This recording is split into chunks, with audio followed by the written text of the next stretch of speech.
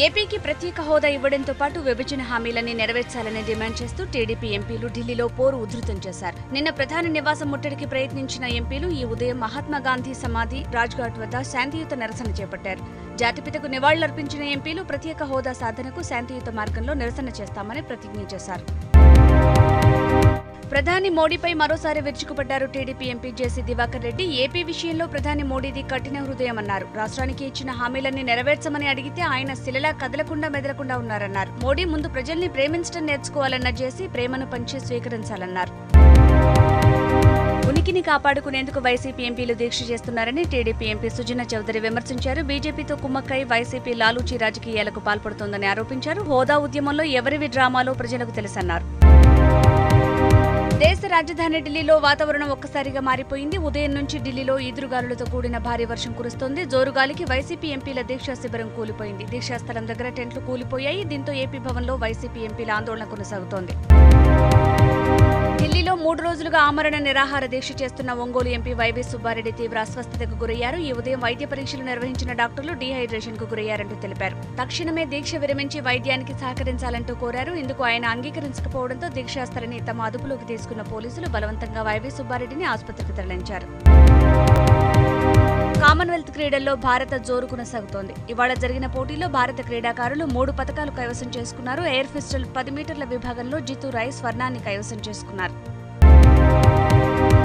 కావేరీ కాక తమిళ రాజకీయాలను అల్లకల్లోలం చేస్తోంది. అధికార విపక్షాలన్నీ కావేరీ నిర్వహణ బోర్డు చుట్టే తిరుగుతున్నాయి. మొన్నటికి మొన్న అధికార పక్షం దీక్షలకు కూర్చోగా విపక్ష డీఎంకే రాష్ట్ర బంద్తో నిరసన తెలిపింది. అయినా కేంద్రం నుంచి ఎలాంటి స్పందన రాకపోవడంతో విపక్ష డీఎంకే వరుసగా 3వ రోజు ఆందోళనకు దిగింది. తంజావూరులోని కావేరీ డెల్టా రీజియన్లో వందలాదిగా తరలివచ్చిన కార్యకర్తలతో డీఎంకే కార్యనిర్వహణ అధ్యక్షుడు స్టాలిన్ భారీ ర్యాలీ చేపట్టారు.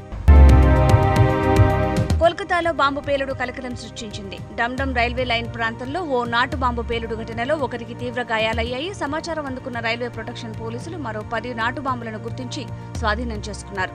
బాధితుడిని సమీపంలోని ఆసుపత్రికి తరలించి చికిత్స అందిస్తున్నారు. ప్రధానమంత్రి నరేంద్ర మోడీ వచ్చే నెలలో జమ్మూ కాశ్మీర్లో పర్యటించనున్నారు. లడఖ్ ప్రాంతంలో రాష్ట్రానికి అనుసంధానం చేసే అన్ని వాతావరణాలకు అనుకూలమైన రోడ్డుకు శంకుస్థాపన చేయనున్నారు. శ్రీనగర్ లేవ్ హైవేలో జోజిలా సొరంగ మార్గానికి శంకుస్థాపన చేస్తారని అధికారులు తెలిపారు. జమ్మూ కాశ్మీర్లో ఉదయం భూకంపం సంభవించింది. ఈ భూకంపం ద్వారా ఎటువంటి ప్రాణ ఆస్తి నష్టం జరిగినట్లు నివేదికలు అందలేదు. రిక్టర్ స్కేల్పై భూకంప తీవ్రత 4.0గా నమోదైనట్లు రాష్ట్ర విపత్తు నిర్వహణ శాఖ అధికారికంగా వెల్లడించింది. లా అండ్ ఆర్డర్ ను కంట్రోల్ చేయాల్సిన పోలీస్ కానిస్టేబులే ఆర్డర్ తప్పారు. ఫుల్లుగా మద్యం కొట్టి రోడ్డుపై నానారసు చేశారు. యూనిఫామ్ లో ఉన్నాననే విషయాన్ని మర్చిపోయి చిందులు తొక్కారు. మధ్యప్రదేశ్ లో జరిగిన ఈ ఘటన హాట్ టాపిక్ గా మారింది. ఈ విషయం కాస్త ఉన్నతాధికారుల దృష్టికి వెళ్లడంతో అతన్ని సస్పెండ్ చేశారు.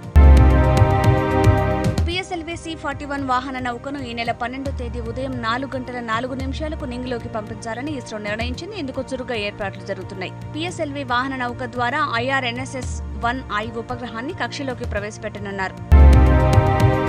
తెలంగాణ రాష్ట్ర సంస్కృతి సంప్రదాయాలు పర్యాటక ప్రాంతాలను చాటి చెప్పేందుకు హైదరాబాద్ కు చెందిన 4 మహిళలు చేపట్టిన బైక్ ర్యాలీ విజయవంతంగా ముగిసింది. పర్యాటక శాఖ ఆధ్వర్యంలో ఈ బైక్ యాత్ర ఫిబ్రవరి 11న ప్రారంభమై మొత్తం 6 దేశాల్లో పర్యటించి 17 కిలోమీటర్లు పూర్తి చేసుకుని టూరిజం ప్లాజాకు చేరుకున్న మహిళా బృందానికి అధికారులు ఘన స్వాగతం పలికారు.